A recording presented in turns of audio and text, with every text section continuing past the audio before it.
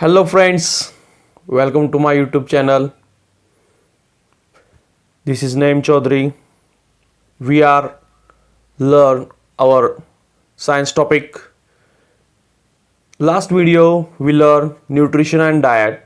In that video we learn energy giving nutrients like carbohydrate, protein, fats, vitamin and mineral. And most important, we had learned that the deficiency of vitamins and minerals. The different diseases can cause due to deficiency of vitamins like scurvy, rickets and goiter. This type of diseases can cause just because of vitamins. So friends, you must take vitamins and minerals in proper proportion in your day-to-day diet. So students, now today we see some good microorganisms that is good for our body. And also we are looking a balanced diet, definition of balanced diet, and how to get balanced diet, and then malnutrition. Got it, student? So let's start it. Probiotics. You know that the useful microorganisms which convert milk into yogurt are present in yogurt and buttermilk. Daily लाईफमध्ये आपण बघतो विविध खाद्यपदार्थ बनवण्यासाठी आपल्याला दहीची गरज असते. दही मग कसं बनतं? दुधापासून दही बनते. दुधाचं रूपांतर दह्यामध्ये होण्यासाठी बॅक्टेरियाची गरज लागते. कशाची गरज लागते? बॅक्टेरियाची गरज लागते की जे बॅक्टेरिया कुठून प्राप्त होतात? ते बॅक्टेरिया मिल्कमध्येच असतात. तेच बॅक्टेरिया काय करतात? मिल्कचं कन्व्हर्जन बटर मिल्कमध्ये करतात. They are called probiotics. म्हणजेच गुड मायक्रोऑर्गॅनिझम्सलाच प्रोबायोटिक्स असे म्हणतात.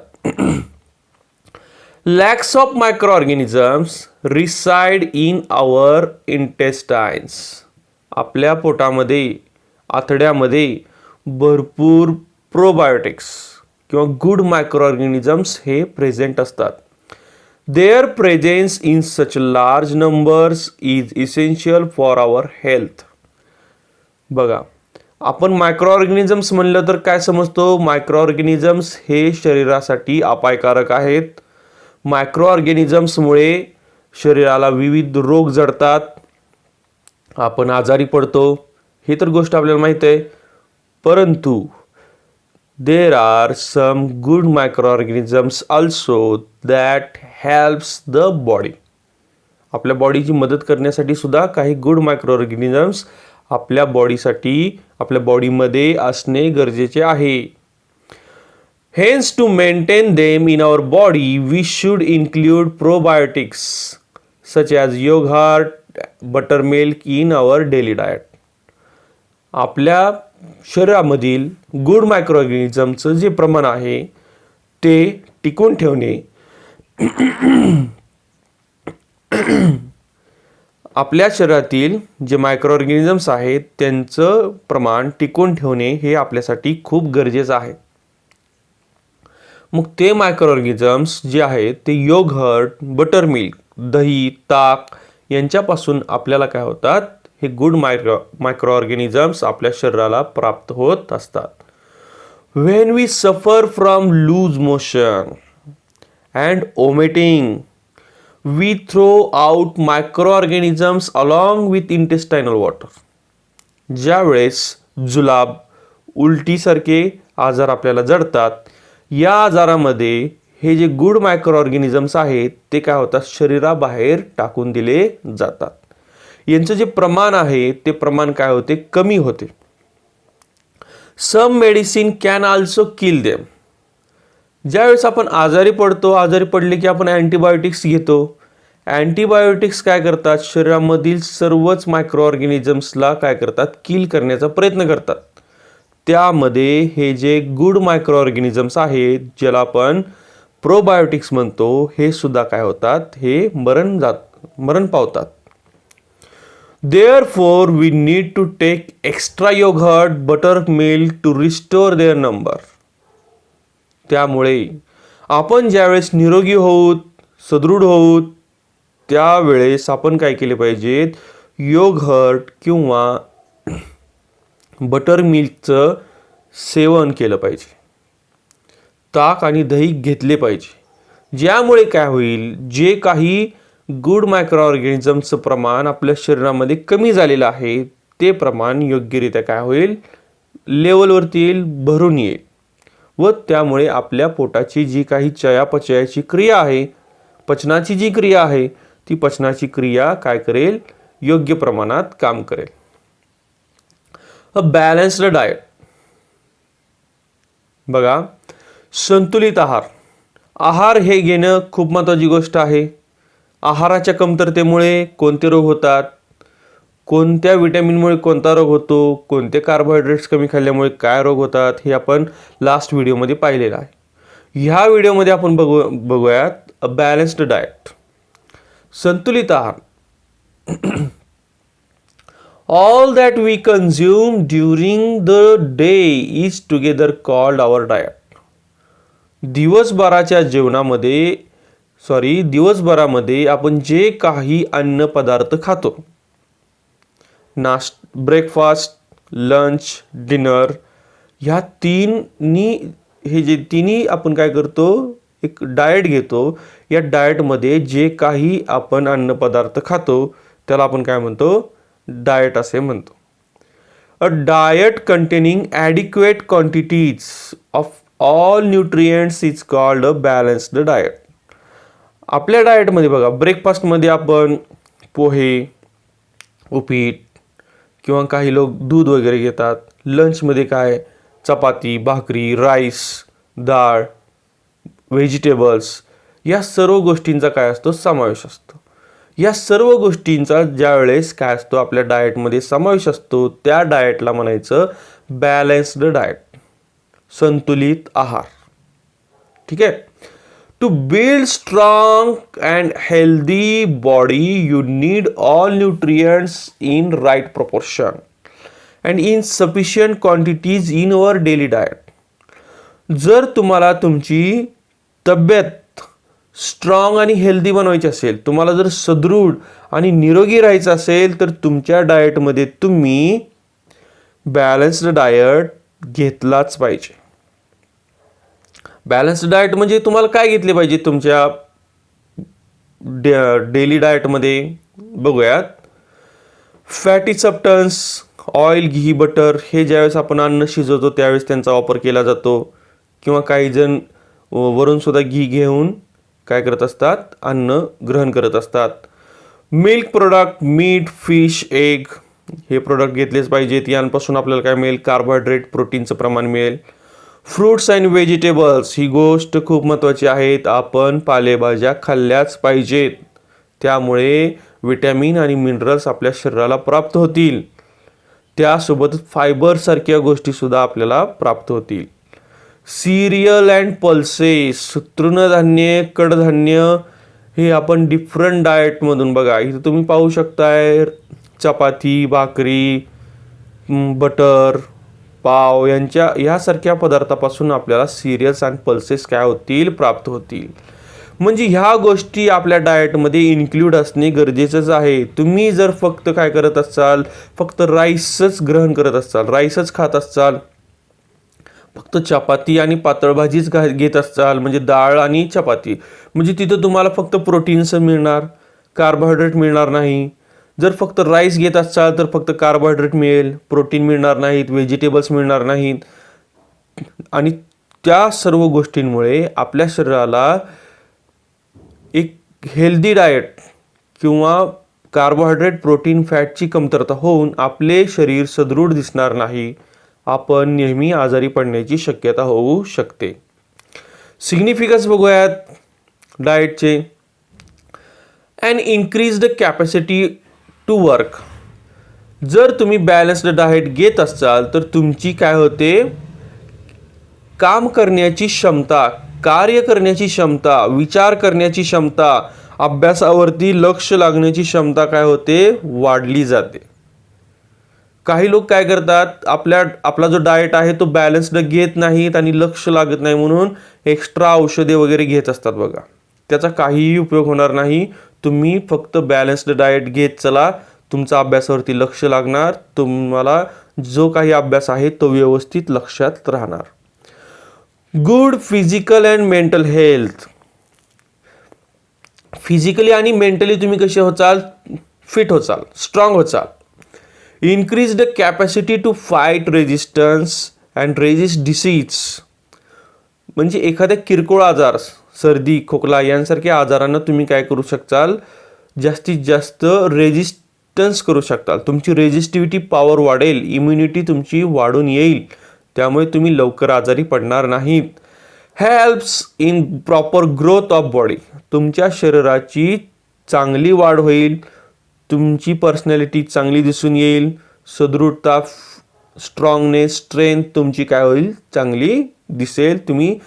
तुमच्यामध्ये एक प्रकारचं काय होईल, पॉवर आल्यासारखी तुम्हाला काय वाटेल. Apart from having balanced diet, we also need to exercise regularly to keep ourselves fit and healthy. फक्त डाएटच घेणे खूप महत्त्वाचं नाही आहे. डाएटच्या सोबत आपण रेग्युलरली एक्झरसाइज सुद्धा केली पाहिजे. व्यायाम हा केलाच पाहिजे. सकाळी उठल्यानंतर आपण व्यायाम केलाच पाहिजे. डेली आपल्या रुटीनमध्ये आपण सायकलिंग, वॉकिंग यांसारख्या गोष्टी केल्याच पाहिजेत. त्यामुळे काय होईल, तुमचं जे डाएट तुम्ही घेत आहात त्या डाएटचं काय होईल, योग्य प्रकारे काय होईल, कन्झ्युमिंग होईल. योग्य प्रकारे तुमच्या शरीराला काय होतील, सर्व डाएटमधून जे काही न्यूट्रिएंट्स आहेत ते तुम्हाला योग्य प्रमाणात मिळतील आणि त्याचा पुरेपूर वापर तुम्हाला करता येईल. How to get balanced diet. आता बॅलन्स्ड डाएट तुम्ही घेणार कसं, to ensure that we get a balanced diet from the food we eat, we can make a food pyramid. आता आपल्या डाएटमधून आपण योग्य ते बॅलन्स्ड डाएट घेत आहोत का, ही गोष्ट लक्षात घेण्यासाठी आपण फूड पिरॅमिड इथं बनवलेला आहे बघा. या फूड पिरॅमिडमध्ये तुम्ही पाहू शकताय की तुमच्या डाएटमध्ये fatty substance, proteins, vitamins and vitamins and minerals, त्यासोबतच कार्बोहायड्रेट, या सर्व गोष्टींचा योग्य तो समावेश झालाच पाहिजे. जास्तीत जास्त समावेश कशाचा झाला पाहिजे, सिरियल्स अँड पल्सेस. कार्बोहायड्रेट हे एनर्जी गिविंग न्यूट्रिएंट आहे. फ्रूट्स अँड व्हेजिटेबल्स यांचं प्रमाण सुद्धा जास्तच असलं पाहिजे. मिल्क अँड मीट, प्रोटीन्स हे जे आहेत, प्रोटीन देणारे घटक, यांचं प्रमाण विटॅमिन आणि कार्बोहायड्रेटपेक्षा थोडं कमी असलं पाहिजे. आणि फॅटी सबस्टन्स, ऑइल, घी, बटर यांचं प्रमाण अगदी अत्यल्प असलं पाहिजे. कारण की जर शरीरामध्ये जास्त फॅटचं प्रमाण वाढलं तर तुमच्या शरीराला काय होतील, विविध आजार जडतील. त्यामुळे जास्त प्रमाण हे विटॅमिन, मिनरल, कार्बोहायड्रेट आणि त्यानंतर प्रोटीनचं असलं पाहिजे. असा फूड पिरॅमिड हे आपण लक्षात घेतला आहे. The space allotted to each food group in the pyramid depends upon the proportion in which it should be included in our diet. म्हणजे आपल्या जेवणामध्ये आपण आपल्या डिफरंट न्यूट्रिएंटचं कसं प्रपोर्शन ठेवलं आहे हे या पिरॅमिडवरून आपल्या लक्षात आलेलं आहे. Hence we can choose food from each group daily according to the space allotted to it in the pyramid. पिरॅमिडमध्ये दिल्यासारखे आपण आपल्या डाएटमध्ये योग्य ते न्यूट्रिएंटचा समावेश करणे गरजेचं आहे. If we choose some items from each group in the right proportion according to the pyramid shown in page number 53, we can make sure that we are getting a balanced diet. जर तुमच्या डाएटमध्ये या पिरॅमिडप्रमाणे विविध न्यूट्रिएंटचं inclusion असेल, विविध सिरियलचा, कार्बोहायड्रेटचा, fruits, vegetable, milk products, milk, fish एगचा जर समावेश असेल तर तुमचं जे काही डाएट आहे ते योग्य प्रमाणात आहे असं तुम्हाला लक्षात येईल. पुढे बघूयात फायबर्स म्हणजेच तंतुमय पदार्थ. If we select a daily diet which include vegetable, fruits, sprout and cereals according to the pyramid, we will also get fiber in sufficient quantity. जर आपल्या जेवणामध्ये डाएटमध्ये व्हेजिटेबल, फ्रूट आणि स्प्राउट, सिरियल्स या सर्वांचा जर समावेश असेल तर यापासून आपल्याला काय मिळेल? काही प्रमाणात फायबर्स सुद्धा भेटून जातील. ठीक आहे. Always remember, if you need for nutrients is made through the food we eat, the nutrient are better utilized in our body. If our need for nutrient is made through the food we eat, the nutrient are better utilized in our body. जर आपण आपल्या अन्नपदार्थापासून विविध nutrients घेत आहेत तर ते घेतलेले nutrients आपल्या बॉडीमध्ये योग्य प्रमाणे युटिलाइज झाले पाहिजे, म्हणजे योग्य प्रकारे त्यांचा वापर झाला पाहिजे. Hence the best way to good health is taking a balanced diet and avoiding the deficiency of any nutrient. त्यासाठीच आपण काय घेतले पाहिजेत? अ गुड म्हणजे एक बॅलन्स्ड डायट आपण नेहमी घेतला पाहिजे की ज्यामुळे कोणत्याही प्रकारची डिफिशियन्सी आपल्या शरीराला होणार नाही.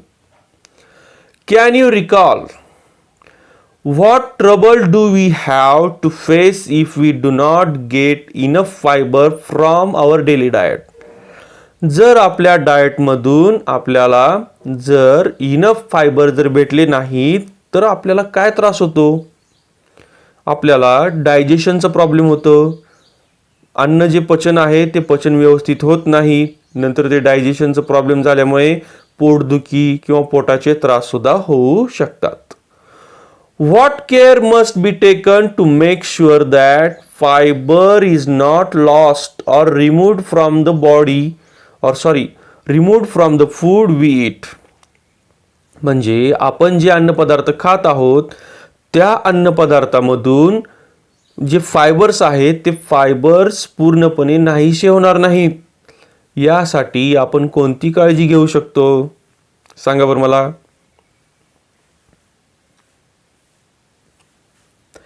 यासाठी आपण काय करू शकतो? ओव्हर कुकिंग आपण टाळू शकतो.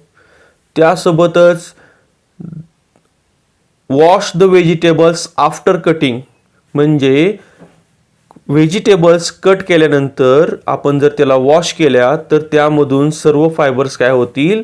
नाहीसे होतील. त्यामुळे ती गोष्ट सुद्धा आपण काय करू शकतो? तिथे सुद्धा आपण प्रिकॉशन घेऊ शकतो. Water along with all the other nutrients, the body also needs an adequate supply of water. बाकीच्या सर्व न्यूट्रिएंट सोबत बॉडीला वॉटर मिळणे सुद्धा खूप गरजेचं आहे. For this purpose we must drink milk, butter milk, lemon juice, शरबत, fruit juices and plenty of water. आपल्या डेली डाएट सोबत आपण योग्य प्रमाणात वॉटर हे घेतलेच पाहिजे, पाणी आपण पिलेच पाहिजे. In summer season, we have to drink 4 to 5 liters water in a day. In winter and in monsoon season, we take 2 to 3 liters of water in a day. ह्या प्रमाणात आपल्याला पाणी हे पिलेच पाहिजे. त्यासोबतच बटर मिल्क, लेमन ज्यूस यांसारख्या गोष्टी आपण पिल्याच पाहिजे. त्यामधून काय होतील? आपल्याला जे काही न्यूट्रिएंट्स फूड मार्फत मिळणार नाहीत ते काय होतील? वॉटरमधून मिळतील. कॅल्शियम आणि मॅग्नेशियम सारखे काही मिनरल्स आपल्याला त्यातून मिळतील व ते सुद्धा डायजेशनमध्ये काय करतील? हेल्प करतील. माल न्यूट्रिशन बघूयात. माल न्यूट्रिशन मीन्स कुपोषण. माल न्यूट्रिशन म्हणजे कुपोषण. इथे हा व्यक्ती दिसतोय तुम्हाला, हा माल न्यूट्रिट पर्सन आहे आणि हा जो व्यक्ती आहे तो ओव्हर न्यूट्रिट पर्सन आहे. बघूयात.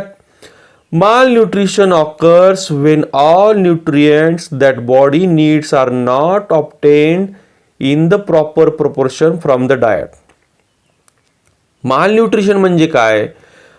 त्या व्यक्तीच्या डाएटमधून त्याला आवश्यक असणारे सर्व न्यूट्रिएंट्स न भेटणे, कार्बोहायड्रेट, प्रोटीन, विटॅमिन, मिनरल यांचं जे प्रमाण आहे ते योग्य प्रमाणात न मिळणे, ह्यामुळे ती व्यक्ती कशी दिसू लागते? मालन्यूट्रिएट दिसू लागते बघा. This happens when person does not get sufficient food और when the diet is not balanced. इथे दोन संभावना आहेत मालन्यूट्रिशन होण्याच्या.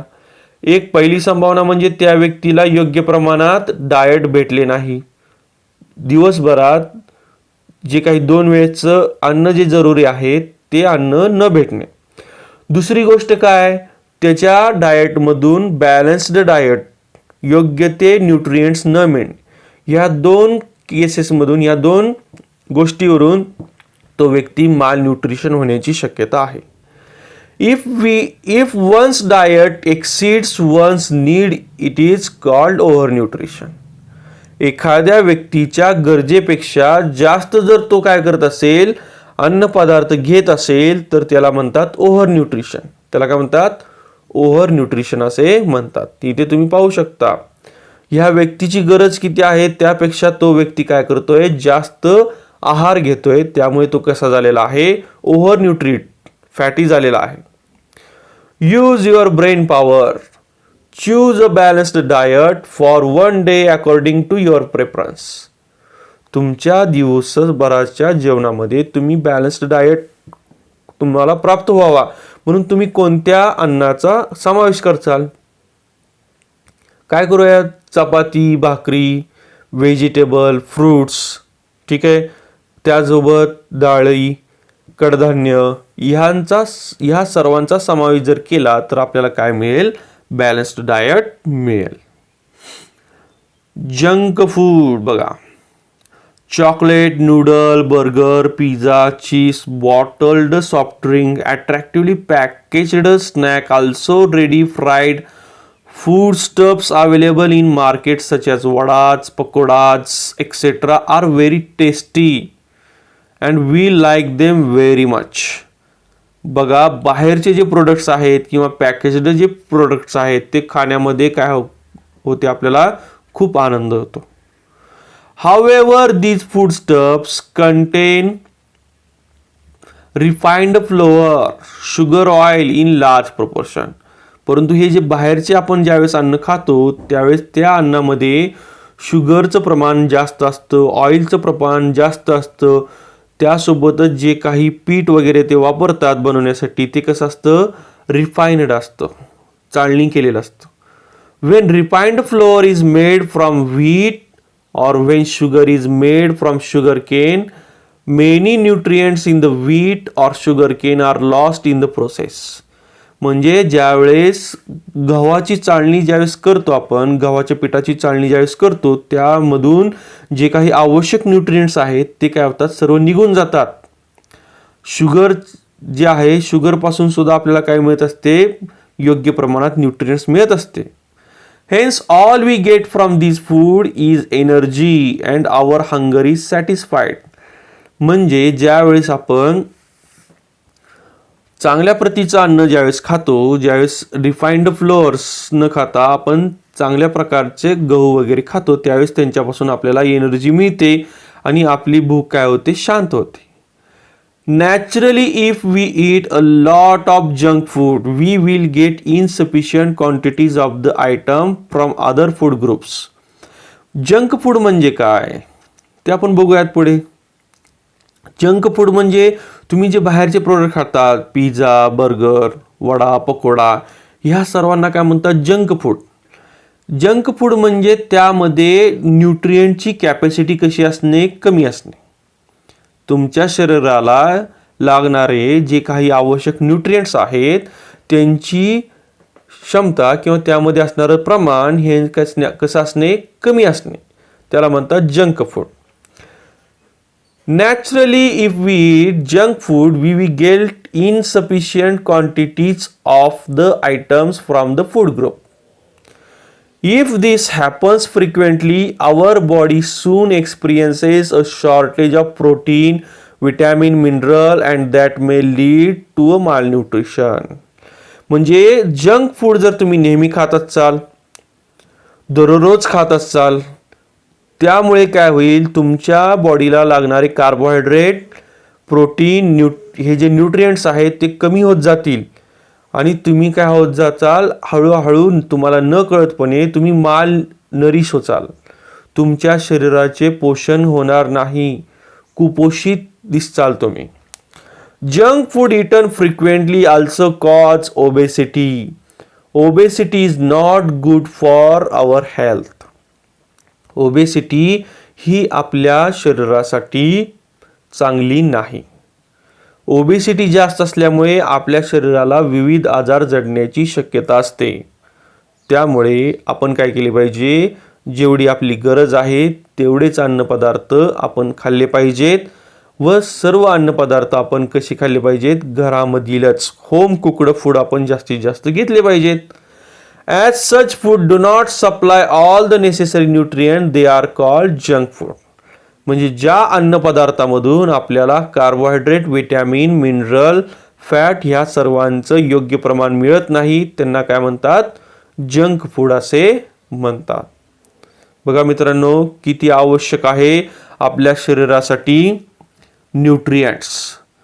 न्यूट्रिएंट हे खूप आवश्यक आहेत. त्यामुळे आपण जे अन्न खातोय त्या अन्नामधून जास्तीत जास्त हे सर्व न्यूट्रिएंट्स आपल्याला प्राप्त होतील याची आपण काळजी घेतली पाहिजे. ते जर नाही घेतले तर आपल्याला डिफिशियन्सीमुळे कोणते आजार होऊ शकतात हे पण आपण पाहिलेले आहे. ओव्हर न्यूट्रिट प्रमाणापेक्षा जास्त खाल्ल्यामुळे सुद्धा आपण काय त्रास होतो हे पण पाहिलं आणि प्रमाणापेक्षा कमी खाल्ल्यामुळे सुद्धा काय होते, मालनरिश होते. त्यामुळे नेहमी लक्षात ठेवा की आपण हे नेहमी बॅलन्स्ड डाएट खाल्ले पाहिजे. ठीक आहे. जर तुम्हाला माझा व्हिडिओ आवडला असेल तर प्लीज लाईक करा, शेअर करा आणि सबस्क्राईब करा.